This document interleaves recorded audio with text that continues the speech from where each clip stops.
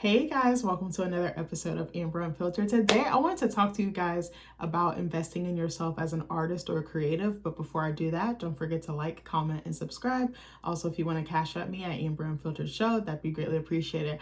I just want to say, first and foremost, I hope you guys are doing well. I hope you guys have had a good weekend or are having a good weekend. I tend to record some of these. I feel like I record like 50% of these on the weekend and then 50% like during the week. I just want to say that I'm like in a space of gratitude and like joy and like healing.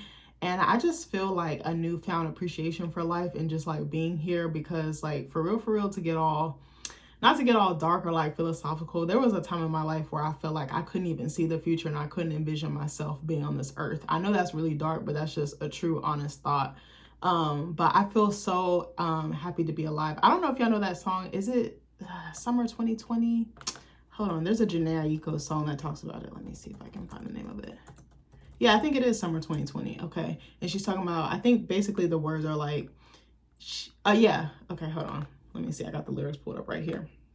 I don't think I understood what she meant until just now recently. The opening verse starts off with, and I feel like sometimes I cry because I feel so good to be alive. And there's not a doubt inside my mind that you're still here, right here by my side. And I was like, I feel like that. Like recently I just had a birthday. I turned 31. And one of the first things I thought about was like how happy I felt to be alive, how happy I was with where I was at in my life. Even if it's not perfect, even if it's not exactly where I envisioned, I was like, I am for the most part living the type of life I envision for myself, the quality of life I envision for myself. And back then it was hard for me to see that, to visualize the light at the end of the tunnel, so to speak. And it was hard for me to even think that my life could be good or that I could have. I always say to myself, I'm gonna make the rest of my life the best of my life. Like that's kind of the motto that I live by. Even if I don't say it or think it all the time, I try to lead with that in my actions and the things that I'm doing and the experiences that I attract or find myself in. But yeah, I don't know, I just feel so good. I don't know how to explain it. Like when you turn 30, I know I'm 31 and I haven't been in my 30s very long, but when you turn 30, you just have like no time for nonsense. You have no time for games. You really do lock in and figure out what's important and you go for it, like at least for me. And I feel like there's like a fire in my belly and I just been running, just trying to figure me out and like stepping more into my womanhood. But the reason why I kind of led with that was because I wanted to talk about investing in yourself as an artist, because I think it does go hand in hand with my personal as well as my creative life. When you invest in yourself, like there's nothing like it. Like I told myself, I'm just going to be my biggest cheerleader. I'm just going to go hard for me. I'm not going to wait for somebody else to do it. I'm not going to wait for someone else to give me an opportunity. I'm just going to try. I don't know when this happened. I feel like it happened very recently. Like I kind of was already on the pathway to doing that once I left my corporate job. But I think at this point, this particular point in time, like I have a different type of hunger. I have a different type of drive that I don't think I've ever seen out of myself. Like I've always considered myself a very hardworking, smart person, and I like lock in like a horse with his blinders on. But this time it feels very different. I'm literally trying so many things, doing so many things, going to so many events, and really trying to just lock in with my craft. Like even though I'm not in school, it's like I'm still learning, I'm still processing, I'm still absorbing, I'm still being taught, I'm still a student of my craft. And I think that's what I was getting at. Lately, I've been going to different classes, I've been going to different workshops, I've been doing different things. Like I told y'all in another video, I went to the retreat, which was not an entire scam, but for the most part it was a scam. But I met some really cool people and really like got some alignment or some clarity on my vision for myself as a creative. I went to this, my school had like an international writers festival and they called it the Day of Translation. So they had authors and translators come in and they would read someone else's work in a different language or the native author's language, and then they would translate it into English, and they had different panels. And it made me have such a deeper appreciation for translators and authors who are dabbling between different cultures, different languages. Like I didn't really think about how much work it is and how you have to kind of, you know, translate the work so that it blends in and meets in the middle. That was a really cool experience because it was something I wasn't very well versed in. I actually went with one of my classmates. Shout out to Juliana. Me and her went together and I saw a bunch of my old classmates there. But just being around more artists and immersing myself that was where my happy spot was, or my happy place, or my sweet spot was. Like, I feel like whenever I'm around artists or just art in general, I just feel alive again. I feel like I don't want to say new life is being breathed into me, but I just feel like I'm home. I don't know if that makes sense. And even before that, I went to, no, I'm lying. I'm thinking of something else. Sorry. And then I just actually came back today for earlier today. I went to a horror writing workshop that they did at a local library, and that was so much fun. It was something outside of my comfort zone. For a while, I've been having this itch to write and tell a horror story, but I'm like, I don't even know where to start. I don't know how to make it suspenseful. I don't know how to make it creepy. I don't know how to make it unsettling. How do I incorporate these elements to make it, give it that feel, that tone, that mood? And it was so helpful. There was only 5 of us, but it was all women, and it lined up that way. It wasn't on purpose or anything, but it was really unique hearing the different perspectives, hearing how writers or authors to me come in all shapes and sizes. They come in all different colors as well, but definitely different shapes and sizes, different textures, different personalities. Like, it's like having a bunch of different fabrics. You might have some with flowers, you might have some with stripes, you might have some with stripes and polka dots. Like, that's kind of how authors are. We're a very eclectic bunch, and we're very eccentric and unique. And we have our own flavor, and we have our own taste, or texture and signature. And I don't know, I just feel so happy because I was like, old me would have backed down. Like, sometimes when I see an event, I'll want to go, and then like the day of, or like the day before or something, I'll talk myself out of it because I'm like, oh, I'm not as accomplished, or I'm not as whatever. But it's like, that's okay. You're going to get the experience. And it's been humbling learning that I don't have to know everything, and I don't have to have all the tools, but it's better to try and go get those tools if you don't have them. Like, I told my husband yesterday, I said, I know I have the raw talent. I just need like the tools that go with it, like the techniques, the technicalities. I was like, once I have those, it's going to be out of the park. Like, I just know it because I have a hunger and I have a really strong work ethic, and I really believe in myself. Even after I went to that festival, which was so tight, it was also, the festival was in like a little art gallery. It was so fire. There was so many different beautiful pieces. I was just in awe, and they had like a little table selling some of the author's books. And then they have different readings on campus. So readings are basically where an author will have a book that they've just published or released, or will be releasing if it's not already out. They read some of their new work, or it could be old work, but typically for a newer release. And then you interact with them, you listen to them, you give them the floor, usually like 25, 30 minutes, something like that. It depends. Sometimes it could be shorter, sometimes it could be longer. And then you have an audience Q&A, and it's kind of like interactive, and it's like an exchange. And then you can buy the books, and then you can take pictures with them or get the book signed. I went to one of those again with the same classmate that I went to the festival with, and my husband came as well.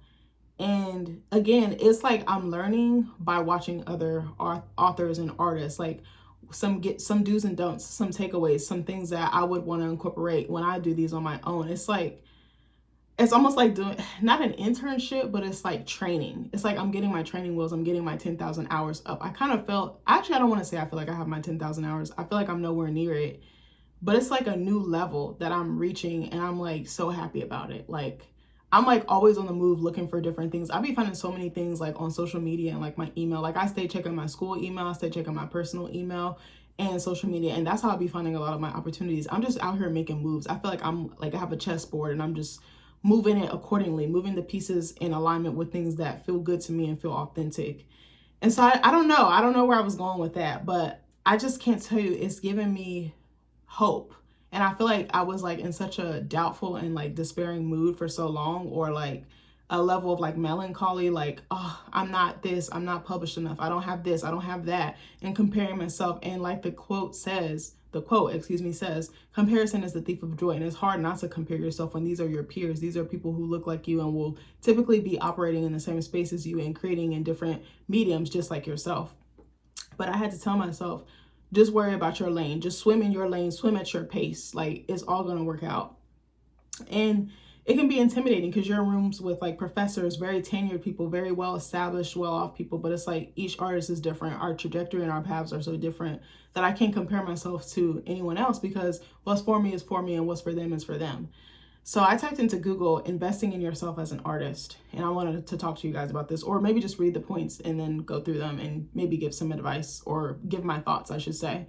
So it says investing in yourself as an artist involves continuous learning to improve your skills, building a professional business foundation to market and sell your work, and fostering a strong mindset through self-belief in a supportive community. And that's another thing I wanted to talk about. I feel like I'm getting my community. I met a really strong group of very talented, incredible writers that are fierce, funny, and just very loyal and like supportive. I can't stress that enough. And we're on a group chat and like we're always supporting each other, and we're all in different levels and phases of our careers. Some have published 2 and 3 books, some of us are working on our first book, some of us have 10 chapters, some of us have 0 like, or maybe part of one. You know, that's definitely me. I'm definitely in the one chapter. I wouldn't even call it a chapter. It's like 2-3 pages if I'm honest. But it's so nice having that community, because being an author is actually very lonely. It's all on you. And writing a novel is daunting. Writing any body of work is daunting, whether it's a short story, whether it's a poem, whether it's a screenplay. It's up to you. You have to carry this work through and to get what's in your head onto paper and make it make sense and try to live up to this thing that you've created in your mind. Like, that's really tough to do because there's a lot of ego involved, and you have to remove your ego and almost kill it in a way. So anyway, back to my point. This includes taking classes, creating a strong online presence, and learning to view your art as a business to build a sustainable career, which I'm still working on. But there is a lot of business acumen required to be an artist. You have to really be on top of it. You're your manager, you're your agent, you're your marketing, you're everything. You do it all alone until you can hit that level where you can attract someone who's going to want to work with you. So it says skill development and practice. Take classes and workshops. Invest in formal or informal learning to acquire new skills or refine existing ones. And I actually wanted to tell y'all, my husband got me this book for my birthday. So it's by Stephen King. We all know who he is. He's a fucking veteran, a titan in the literary industry. It says a memoir of the craft on writing, celebrating 50 plus years of writing. And I wanted to talk to you about this because there were some really key pieces. Oh my God, my husband's so loud. Sorry, all of a sudden I hear, I'm like, bitch, what? You don't be making no noise. The second I get home now and record, now you want to make noise. I'm sorry. He got this new game, y'all. I don't know what the name of the game is. He got this new game, and this man is like a freaking vampire zombie. He was up till like, I'm telling all this man's business. I don't care. He was up till like 3 a.m. playing the game, but I didn't really mind because I was like, he really don't be asking for much and he don't be doing much. He was like, yeah, so you and the dog is on your own. And I was like, that's cool. But he actually was coming to check on me and stuff. And I think there was like a lot of people in queue waiting for this game. So there was like some hiccups and stuff. So I don't think he got the full extent or the full experience. So I was like, bro, just stay up late. Like, do you, like, you really be keeping to yourself? Like, you're a good guy. Like, just do your thing. So not that I'm allowing him to do anything. He's a grown ass man. Like, he's going to do what he's going to do.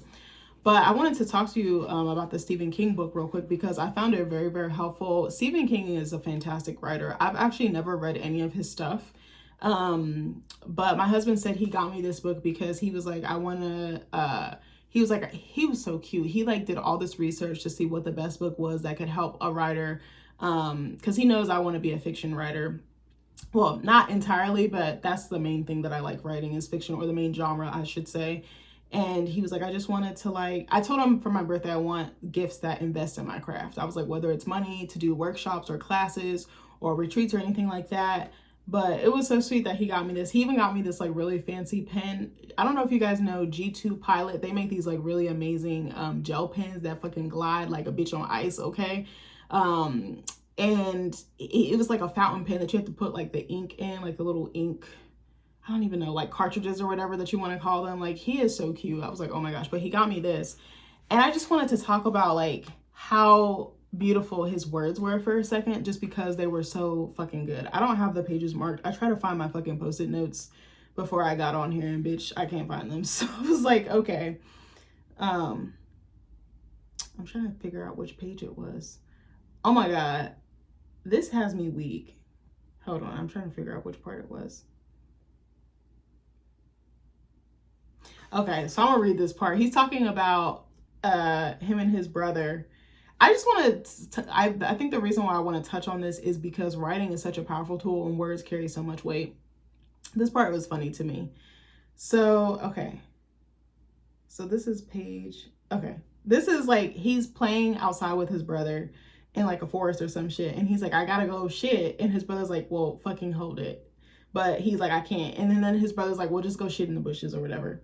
So then it says, by then it was probably too late to get home anyway. I have an idea. I was out of options. Besides, I was enchanted by the idea of shitting like a cowboy. I pretended I was Hopalong Cassidy, squatting in the underbrush, with my gun drawn not to be caught unawares even at such a personal moment. I did my business and took care of the cleanup as my older brother had suggested, carefully wiping my ass with with big handfuls of shiny green leaves. These turned out to be poison ivy. 2 days later, I was bright red from the backs of my knees to my shoulder blades. My penis was spared, but my testicles turned into stoplights. I mean, that is so genius. It's so comedic and just like relatable and raw. My ass itched all the way up to my ribcage, it seemed. Yet, worst of all was the hand I had wiped with. It swelled to the size of Mickey Mouse's after Donald Duck has bopped it with a hammer, and gigantic blisters formed at the places where the fingers rubbed together. When they burst, they left deep divots of raw pink flesh. For 6 weeks, I sat in lukewarm starch baths, feeling miserable and humiliated and stupid, listening through the open door as my mother and brother laughed and listened to Peter Tripp's countdown on the radio and played Crazy Eights. That paragraph really sent me. I said, this man don't give a whole hot damn, and I love that for him. Now I like want to go and read his stuff because I know he's like the king of horror. Let me see. Hold on. Oh, here's something else that I wanted to touch on as well. So this is page 39. He's talking about like when he starts submitting his work for consideration for publication. Basically, you write something and you have to sometimes like fill out an application, or you have to submit like a query letter. A query letter is like, hey, here's why you should read my stuff. Here's what it's about. Will you sign me? Will you publish my work? Will you give me money, or something to that extent? So he's talking about a story that he wrote, and he's talking about like being rejected, and I wanted to touch on that for a second. So I'm going to read this part, and then I'll get to it. So he's talking about the story. So anyway, there were things wrong with this story. The biggest hole was probably Roger's failure simply to start over with a different glue. But it was cute, it was fairly original, and I knew I had done some pretty good writing. Sorry, I don't know why I got distracted by that. There's like a little thing on my sweater here, and I thought it was a fucking bug, bitch. I was about to scream. You know when your heart jump out of your chest, you're like, oh shit. So he wrote this story about a guy needing stamps, and he needed a certain amount of stamps to get like a mansion, basically. And I think he was talking about like classism, is my guess, and poverty. After a long time spent studying the markets in my beat up Writer's Digest, I sent happy stamps off to Alfred Hitchcock's mystery magazine. Do you know how legendary you gotta be to send shit to Alfred Hitchcock to potentially get it published, bitch? And he's doing this in like high school, I think. It came back 3 weeks later with a form rejection slip attached. This slip bore Alfred Hitchcock's unmistakable profile in red ink and wished me good luck with my story. At the bottom was an unsigned jotted message, the only personal response I got from AHMM over 8 years of periodic submissions. That's a long time to be submitting. And you have to be okay with failure in this line of work, which is really hard because it's like an ego thing. You think it's something that you did, but sometimes your work just might not align with that publisher or that printing press. Don't staple manuscripts, the postscript read. Loose pages plus paperclip equal correct way to submit copy. This was pretty cold advice, I thought, but useful in its way. I have never stapled a manuscript since. I don't know. I wanted to talk about rejection because I think that a lot of people don't talk about it enough. I have been rejected pretty much the entire time I've been writing up until recently. Probably within the last couple of years is when I feel like I found some type of success or some type of visibility. I was like him. Like I was writing to newspapers, I was writing to journals, I was submitting stuff for publication, never getting a response back. I was emailing my ass off, sending letters in the mail. Everything you can think of, I've done. Like, I feel like there's so much more that I've done that I can't think of at this moment, but I have failed so much. When people ask me, how did you get to where you're at? And I'm not even at a visible level, or visible enough level, I should say, or where I want to be, I should say. I just tell people I failed, and I just kept going. Like, there was times I gave up. There was times I was like, I'm just going to settle. I'm just going to get a regular job. But you have to be okay with that, and you have to keep trying. I remember in my first semester at Mason, my creative writing teacher took the time to show the entire class how to submit your work for publication, what websites to use, what places you can look for to publish your work, like based on your genre or based on what type of story it is. He really spent like a whole class like going over this with us, how to write a query letter. Like he really gave us the ins and outs. And I remember he was showing us, there's a portal or a website called Submittable where you can look up competitions and put your work out for it. He showed us his account and there were so many rejections, and he was like, I just keep applying. You just have to keep applying. You just have to keep trying. And don't let a no like define you. I almost feel like authors are almost like actors. You know, when actors go out for an audition and they just keep being told no, like it's almost so soul crushing and so defeating. You're like, why am I doing this? But you have to do it for the pure love of it and the pure passion of it. I think that's what I wanted to touch on. A lot of the time in the writing industry or the literary industry, you don't even get a response. You can send something and nobody will respond to you, or they'll be like, oh, we'll answer in 6 months. Like 6 months is a really long time to wait. Like I just told myself, you know, I'm just going to try a little bit of everything. That's really my motto. And I was like, I just want to top the last work that I did. I don't want each work to be the same. I want them to be different. I want to go outside my comfort zone. I want to grow. I want to sharpen that toolbox. And I think that's what I want to encourage any artist or anything that you want to do in your life, even if it's not artistic, even if it's not creative. This could apply to any industry or any goal or big dream that you have for yourself. I really struggled. Like I remember maxing out my credit cards. I would perform at shows for free. I used to perform like while working a full-time job, while going to school. Like I did it all. I did everything. I performed for years, 5-6 years, no pay. Like it took me like 5 years to get my first paid gig, and it was only $100. But I was so grateful for that because I was like, someone saw enough value in me to allow me to share my story and to share it for a longer period of time, and they want to compensate me. And I think I might have gotten like a free meal or something because it was at Busboys and Poets, which is like a restaurant and a open mic venue. But it takes so much, it's so much grinding. Like, you know how they say like an overnight success, nothing is overnight. It usually does take us 10, 20, 30 years to really break in the business. I mean, you hear people all the time who break in the business later in their years and they find such huge success. You just have to, I don't know, you have to really find your confidence, and you really have to surrender, and you really have to realize some stuff is not for you and some opportunities are just not going to be for you, and it's not going to work out the way that you want. But you just have to keep pressing on. Like, I don't know, I keep saying that, but I don't know what made me change my mind, because I don't know, I feel like it's winning season for me, but it took me so long, and really going back to school helped me hone it on my craft. I know each creative is different. Some creatives don't need school. Some people don't need a degree. Some people don't need college. Some people find their luck their own way.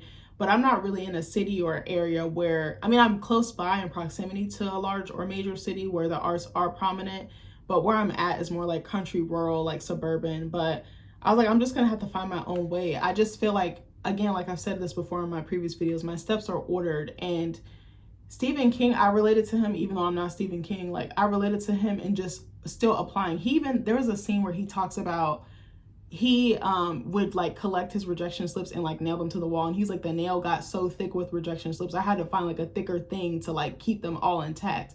But it's like those things are humbling, and they kind of give you the motivation to keep going, if that makes sense. It's kind of, I know that sounds ass backwards, but that's kind of where I was going with that. Like, be okay with rejection, but don't rest in it and don't dwell on it, if that makes sense. And that takes a lot of mastery, and it takes a lot of practice. Even now, like, you know, I've been pretty fortunate that pretty much the things that I've been submitting for publication have been getting published, but it won't work out that way every time. Sometimes I might not get anything. Sometimes they might tell me no. Sometimes they might be like, hey, we're already full. We already have some, you know, all the submissions that we want to put out, or the stories that we want to put out. But I just told myself, like, you have to believe in yourself. Like, it is so hard to believe in yourself, because especially when you don't really feel like you have the support that you wish that you had, like, you have to really go hard in the paint. I know that's such a outdated phrase, and I'm probably telling my age, but you really do. I don't know if that makes sense. Hopefully it did. But there was just so many passages in here that I can't find it. Oh my God, I should have marked this better. There was another passage that I wanted to quickly touch on. He was writing about how his brother made like a printing press in the basement, and they had like their own paper or journal or magazine, and he would write his work in there, and him and his brother would actually they didn't have like the type of technology that we have now. It was like some type of material that would help like seal the pages together. I might not be saying it right, but I cried so hard, like tears of joy, because it was very nostalgic, and it reminded me of me and my biological brother growing up, because my brother loved filmmaking, he loved cinema, and we had an old school camcorder with like the handle, like the Panasonic, I feel like it was.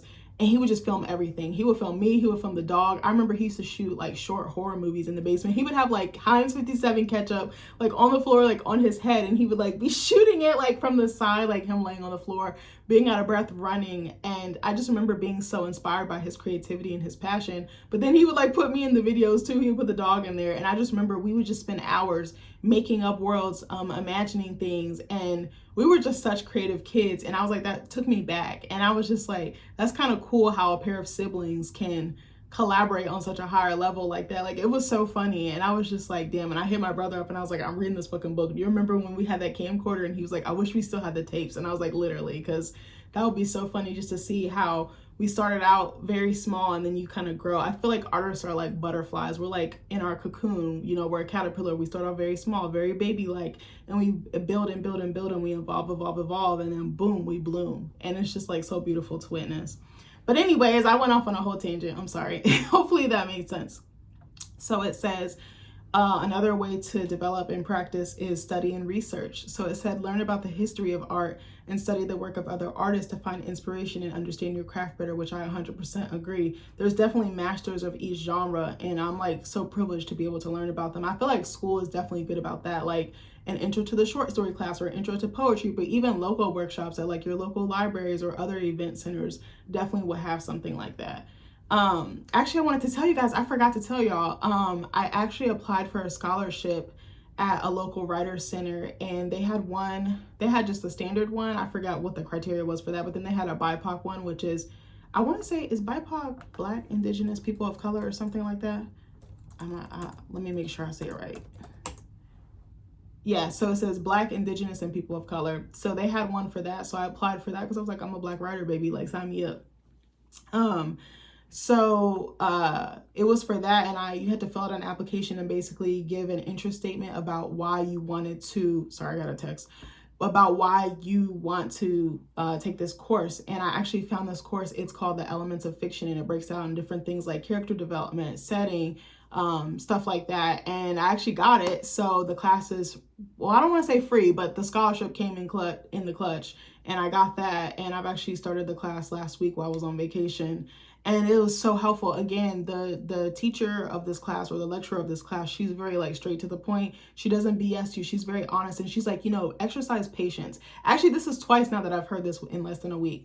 Last week, I had asked her a question about developing your main character and like really fleshing them out. And she was like, just be patient. Like, she was like, don't rush it. And I was like, that's fair. Cause I was like, I feel a little stuck, and I feel like I don't know how to round her out and give her dimension or depth. And she was like, just sit with it. And she talked about something called the Velcro method, which is like when you see something or hear something and it doesn't hit you right away, but then later on it'll hit you. And then it appears in your work because it's sticking to you. It really made an impression on you. And I thought that was so cool. I'd never heard someone break it down like that, but I'm like, she's right.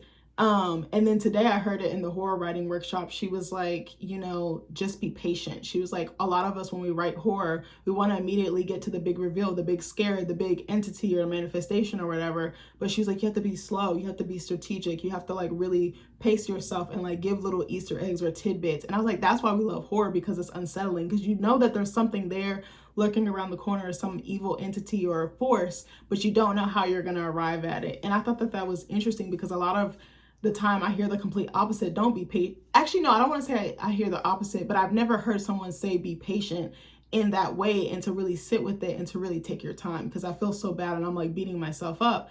Actually, the lady in the workshop today was like, you know, sometimes you feel guilty and you feel like it's hanging over your head or hanging over your shoulder. Like, you know, you should be working on your book or the big thing, but you're just like, you're not into it. And sometimes it's good to take a step back. That's something else I want to preface or add to this, is that, you know, I've been like trying to be more gracious with myself and kind with myself. Like, it's okay to take a step back and work on something else and come back to it. Actually, one of my professors said that. He was like, you need to be comfortable with coming back to work. You can start it and you can always return to it. And I was like, that's really good, because sometimes when you force art, all the time when you force art, it never comes out good, and it never comes out pure or authentic.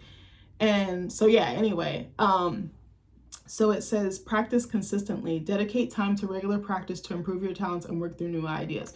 Now, I'm going to be 100% honest with you. I'm not consistent at all. I kind of create all over the place. I know they say you should have a routine, but I feel like it's sometimes really hard for me. But I was like, I feel like I'm getting to that point. Like, I know I will get there, maybe not right now. Maybe it could be a year from now, or 1 month from now, or 6 months from now, or 2 years from now. But I know I'll get there. Like, I'm trying to give myself grace, because it's like I'm trying a little bit of everything. I feel like I'm throwing trying to figure out what I can throw at the wall and make it stick, basically.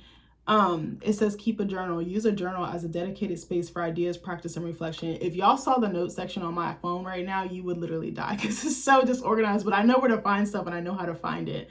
But I have so many ideas in my head that it's just like insane. And then like 70, 80% of them never come out. But anyway, that's a different discussion from a different day. There's other stuff.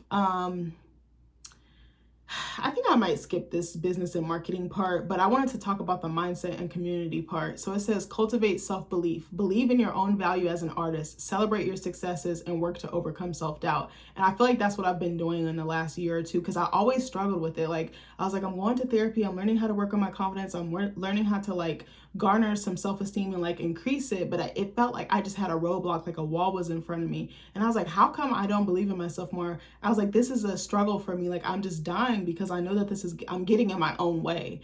And I'm telling you, as soon as I turned 30, like, it was a wrap. I was like, I can't do this shit no more. I was like, you really want to spend another 10 years like downing yourself and just being in the depths of like self-pity and just like wallowing in darkness, or you can get the fuck up, pull yourself by the bootstraps, and do what needs to be done and do the hard thing. Like, just fucking do it. Like, I really don't even know what I'm doing, but it feels so good to just try. It feels so good to just dip my feet in pools that I'm not even, or dip my toes in pools that I'm not even familiar with. Like, I'm like, okay, either I can drown, I can sink, or I can swim. Like, one or the other, or float. Shit.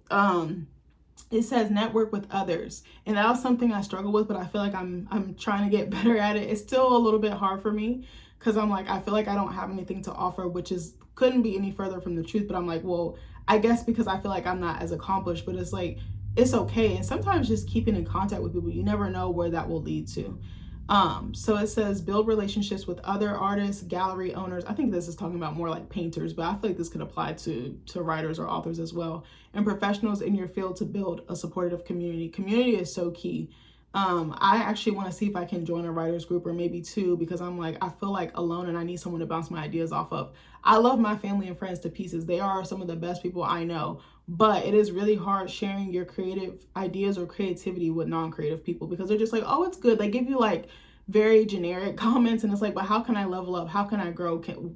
Is this character development working? Is this plot point working? Do I need to take this out? Do I need to add this? Like, tell me what I'm missing so I can improve, so I can sharpen my craft. Like, iron sharpens iron, you know? And I was like, I had to get out of my own way. We actually have one at work that I'm thinking about joining, but I think I'm still like nervous and apprehensive. And every time it comes up, I say I'm gonna do it and then I don't. But I was like, I need to push myself. I need to just like try something new, because what I was doing was not working. And I think like when you're open to trying new things and trying a different route, you get different results and you get better results. That's actually something else I wanted to add. And it said, view investment as accountability. Yes, you're holding yourself accountable and you're being proactive about pouring into your craft. Therefore, it'll yield or bear good fruit, I feel like, or good creation.